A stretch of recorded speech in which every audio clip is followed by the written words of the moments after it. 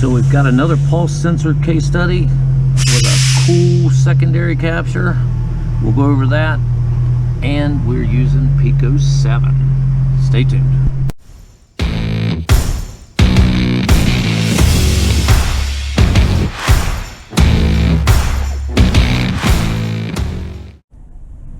First thing Monday morning, we got ourselves an 09 Versa. Rough running, had a slew of parts put on it.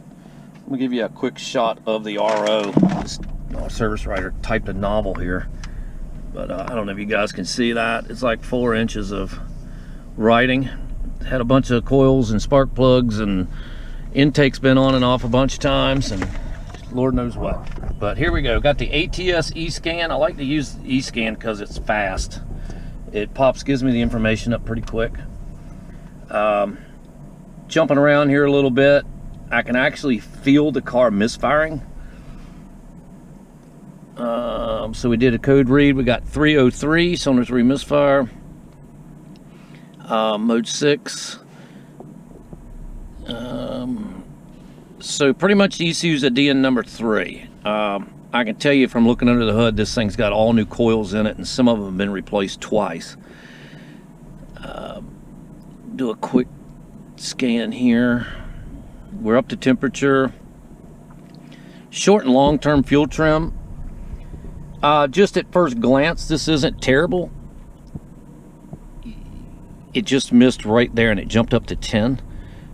Generally speaking, when I see not so much trim movement, it's usually either mechanical or spark, but we're going to get into that. And you can see over here, it's staying in trim pretty good. Every now and then it pops up to lean. So first thing I'm going to do is I'm going to get a pulse sensor in the exhaust, and we're going to ID exactly what cylinder this is, because this thing has been chased and beat on and parts replaced, and we're going to try to get to the bottom of it.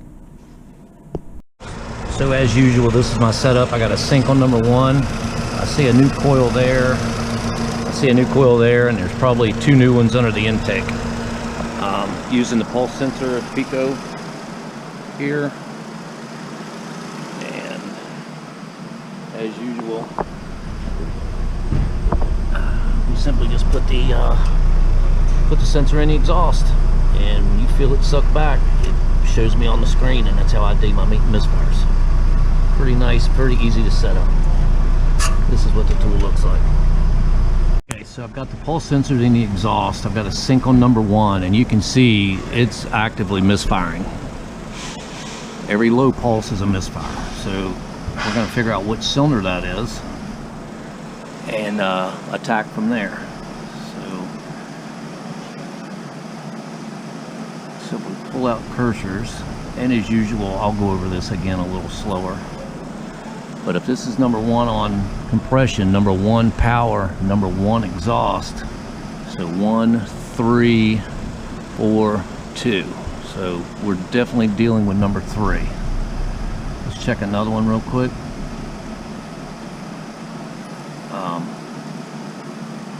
Super easy way to set this up, just to make sure that this thing is counting correctly.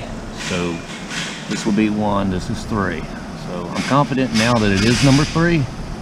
So we're going to chase that one. So what is this? This is Pico 7. You guys don't see this on my channel, so this will be the first video with it. But the video is not going to be about Pico 7. It's going to be about this misfire that I've got going on this 09 Versa. I will point out a few things that I like about 7. I'm not going to trash it. I don't use it every day. There's some things I like about it, though. First off, this screen is really busy. So one thing I like about it is I can go over here, like this channel B is really big, so I can shrink it pretty quick. This is my first look sensor in the tailpipe. As usual, this is a ignition sync on number 1. And what I like to do is identify exactly what cylinder is misfiring, because I've been burned before by trouble codes and mode 6 data with these cars. And usually when a car hits my bay, it's had all kinds of parts put on it. And I need to actually make sure what I'm looking for, and this to me is the easiest way to do that. The zoom up here, no matter where it's at, it's in your way. So what I've learned to do, or what I do, is I grab the hand and then I get rid of this, because no matter where it's at, it's in my way. So I'm going to put it right there. Over here we had no misfires, and then all these low pulses are misfires. I know I sound like a broken record because I've went over this before, and if you guys have watched my videos, you've seen me talk about this. But this video is going to be more about a little bit about Pico 7, a little bit about this, but the secondary capture that I found and how I determined it was sparking outside of the cylinder versus inside the cylinder. I'm just going to go over a couple of basic things to check for, even if you don't have a first look sensor. So let's make sure that we are on cylinder 3. So how I like to do that is I'm going to just zoom in on one of these low pulse areas, and I'm using a thumb wheel on my mouse versus the old zoom feature. I found if I use the mouse and then use the hand, I can manipulate the software a little faster. And if you need to make this a little bigger, you can just subtract it, and then it goes like that. That to me is very convenient. So we're going to zoom in right here. We have a low pulse area. I'm going to go over and get my rulers out, phase rulers. I'm going to partition it off by 4, which is already selected. I'm going to close that down, and then you go down here to these arrows, and I'm going to highlight this arrow, and I'm going to drag my 0 to there. I see the 0 right there, and then I'm going to drag this guy over to 720, and that pretty much lays off my cylinders. So we know at 0 top dead center where this thing is fired, this piston is up. So the piston comes down on power to 180 and then back up to 360. So right here is number 1, because I am synced on number 1. This is number 1's exhaust. So the next one in line, you just go with the firing order. 1, 3, 4, and then we start here with 2. So right there, we have confirmed it's number 3. But what we need to do is we need to check it in another spot. So let's just move everything over. Let's just go right here. All right. And let's zoom back in. We'll grab our hand and pull it over. Like I said, some of the features on 7 I like. I use 6 a lot, but I get sent a lot of files, and most newer guys or scope users, they're switching to 7. So in order for me to see the files, I've got to open them in 7. So I think I'm going to start incorporating a little bit of 7 into my YouTube channel. So there again, there's 1. So we're up on 1. We come down on power. We go up on exhaust. So there's 1's exhaust. There's 3. So without even using an overlay, I am pretty well convinced that I have number 3 that's misfiring, that coincides with my DTC and my mode 6 data. So I'm going to go ahead and number 3 on this car is under the intake. So I'm going to stick an secondary ignition wand under the intake the best I can. And I jammed it under there with some rags to try to get it to set right on top of the coil so I could get a decent secondary capture. The secondary capture I'm going to bring up next, and it's pretty cool. I'm going to go over a little bit of secondary ignition analysis with this, because the failure on this thing was neat, and it's good to still be able to test secondary. It's still valid testing, although to me it's getting harder to do because we don't have wires. We have all these coils on plugs. Everything's buried under intakes, but if you can get to it, I say go for it, because there's valuable information. So hang on a minute, and let me pull up that next capture.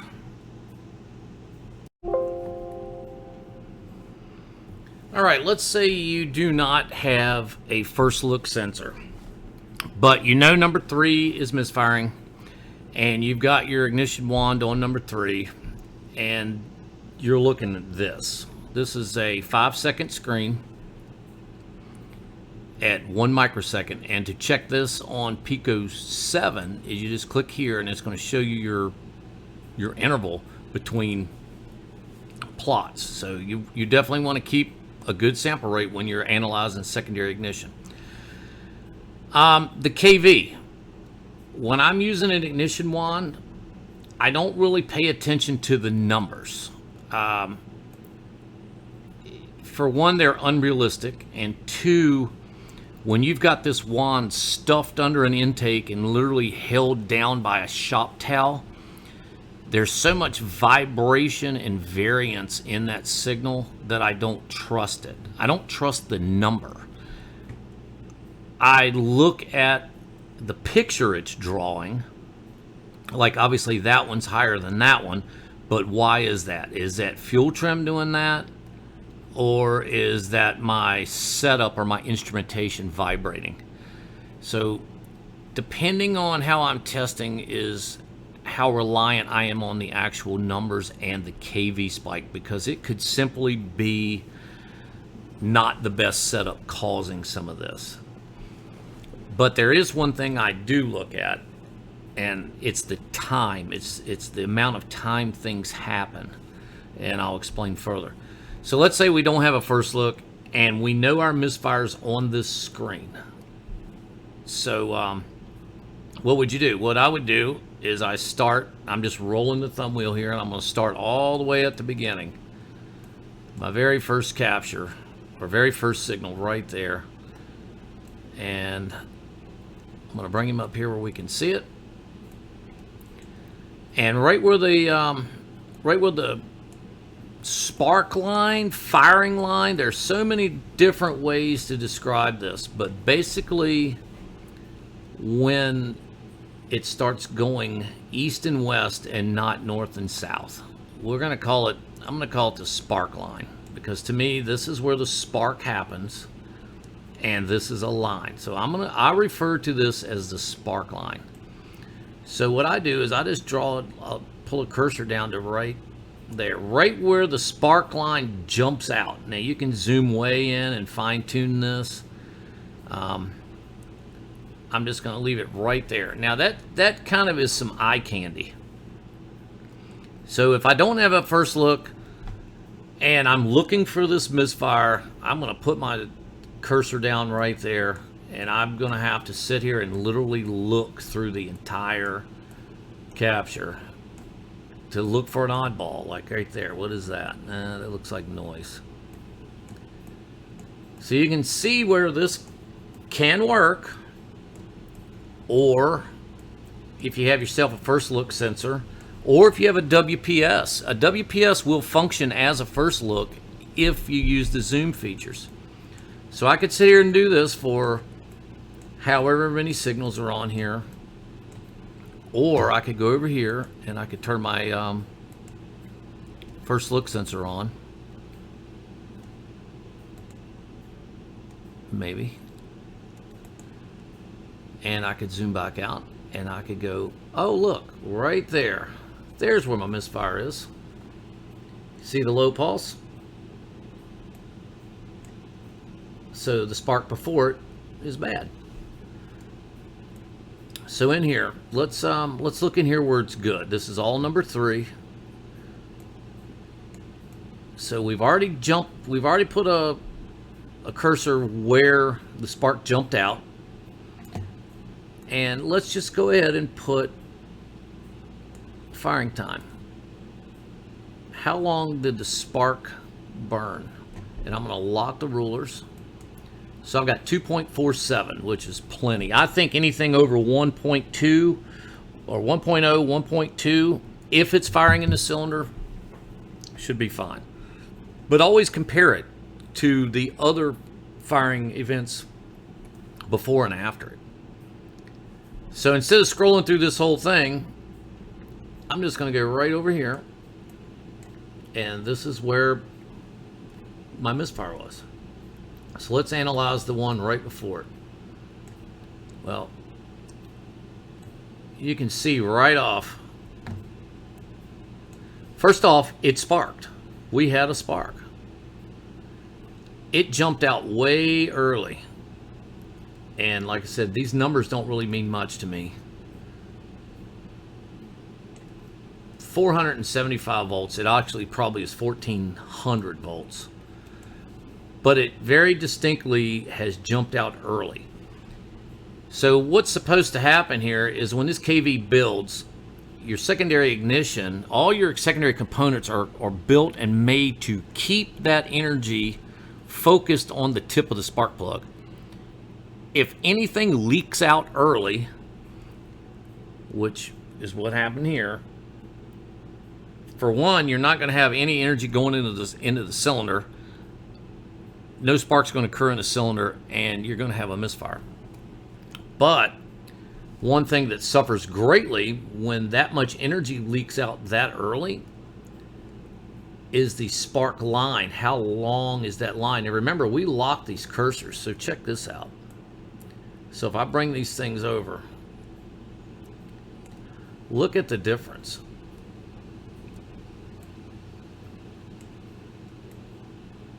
Look at the difference between the spark line firing time in the cylinder versus when it leaked out.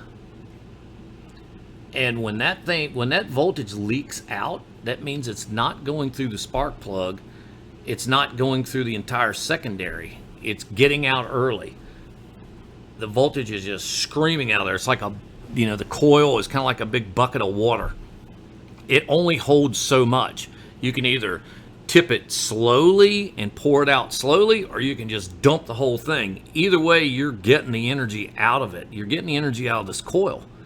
Well, it jumped out so early, and it bypassed part of the resistance in the circuit, so it all came out. It splashed way out. And then the other telltale is it did not have enough energy in reserve to keep this line going, but there was still a lot of energy left, so you're getting a big ring right here.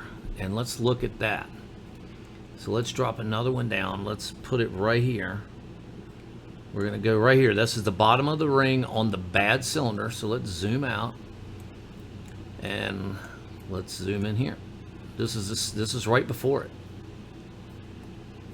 And let's pull our cursors back over. So we can see that this cylinder is really close. It jumped out good, but notice not much energy left. A lot of that energy got used inside of the cylinder where it's designed to be used. We go back to our bad cylinder. You have to bear with me. I'm still getting used to this. Huge difference. Huge difference. You got so much more ring. This guy jumped out way early because the components in our secondary, and I've got pictures. I'm going to show you guys the pictures of the problem.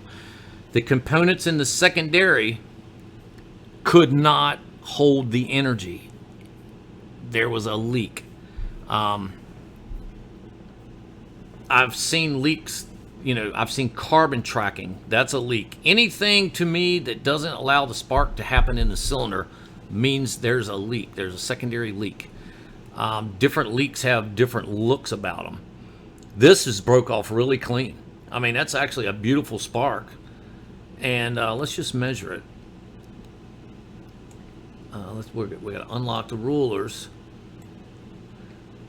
I mean, if we look up here, that thing still sparked for a millisecond, 1.08. To me, if that would have happened inside of the cylinder, we wouldn't have had a misfire. But my first look sensor said we did have a misfire, so I know that that did not fire in the cylinder. But sometimes I see a carbon track. Generally speaking, a carbon track will leak out way up here and have a real rigid, because it's not really a spark. It's almost like a frying sensation, if you can imagine, almost like lightning hitting a tree. It just runs a route all the way down the tree. And you guys have probably all seen carbon tracks before. It's usually a very distinctive line. And as that line is going down, it's working its way, and then sometimes the carbon track will work its way down the porcelain and then fire in the cylinder. But this to me is a very neat, organized spark. It's just not happening in the cylinder. I thought that was kind of cool. All 4 coil, no, I'll take that back. All three of the 4 coils in this car were aftermarket, and they were all brand new. It had 1 OE coil in number 2 cylinder. This was number 3 cylinder. So, kind of a cool little secondary deal. And once I saw this, all right, first off, if there was no spark event there, I would go after powers and grounds and maybe get the amp clamp out. But being there's a spark event here, and it's a good looking spark, it has plenty of kV, it's just jumping out early. I'm not worried about powers and grounds. Obviously, it's got command. It's just this thing is not sparking in the cylinder, and all the signs are there. And the best way, or the best way that I've learned, is where does this spark line jump out? If it's jumping out, if it's squirting out way above the rest of the cylinders, 9 chances out of 10, it's hopping out of the cylinder before the spark plug. I have seen some issues with worn, old school spark plugs. I'm going before platinum, some old school worn out spark plugs. They'll have a higher, it'll jump out higher, but a lot of times you can use snap throttle and power brake and manipulate the fuel, and as you're manipulating the throttle, you're manipulating the compression in the cylinder, and you can look at kV changes, and you can find out if that spark plug is actually firing in the cylinder. I didn't have to snap throttle this because the problem was at idle, but if I thought for a second it was not firing in the cylinder or was firing in the cylinder, or sometimes you can snap the throttle. And a lot of times there's a lot of information in there because the kV, although I don't trust the number, the kV will change with compression. Each time I see a failure, I try to present it as another example versus just talking about it. But this was a good one here of a spark jumping out of the secondary before its time. And like I said, it was once I saw that, there was no doubt in my mind. I'm not chasing fuel. I'm not chasing a coil problem per se, but I'm chasing a spark that is not being contained and going all the way to the cylinder. So hope all that rambling made sense. I'm going to show you guys some pictures of what I found, and you can clearly see the arc line. So thanks for watching. Appreciate you guys listening. I hope this was just a short debut of Pico 7. I got more Pico 7 stuff coming up, and I look forward to it.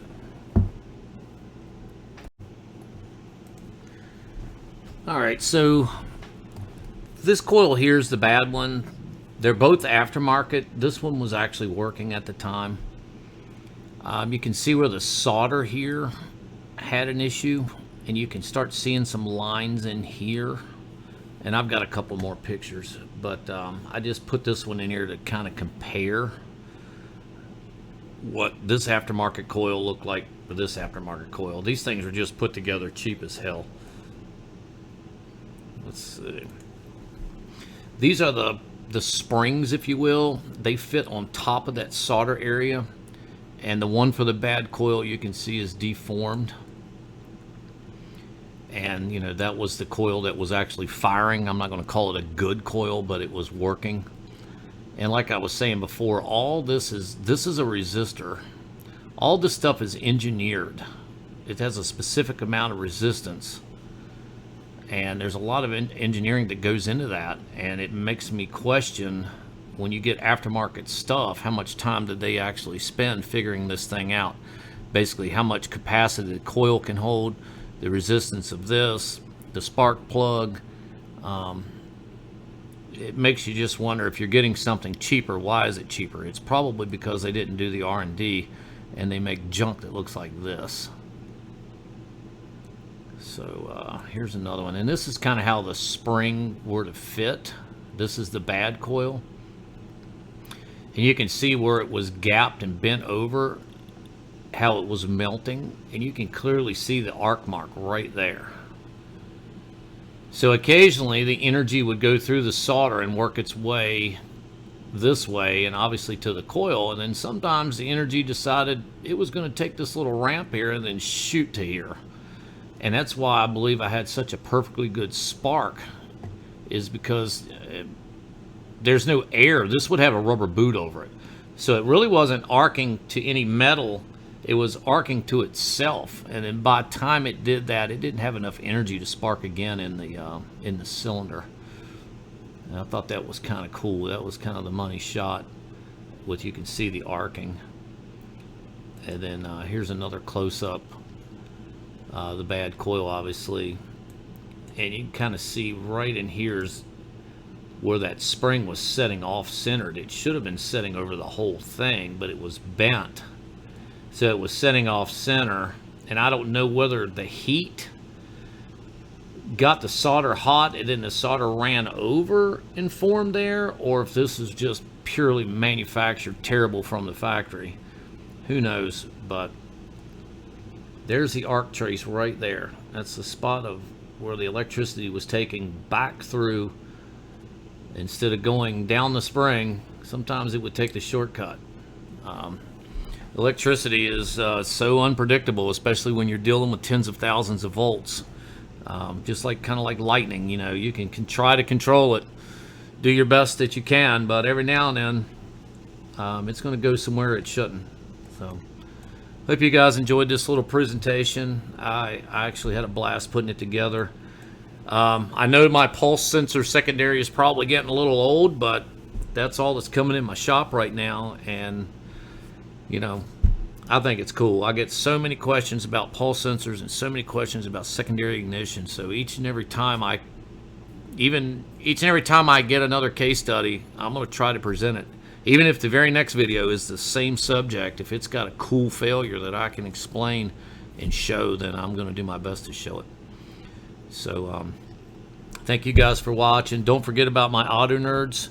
Those guys are there. They're waiting. They're looking for new scope users and new scope buyers. We got the forum going on over there. It's starting to pick up a little bit. So check out all that stuff. There's a lot of free stuff going on. And if you need a scope, by all means, click the link. Get hooked up.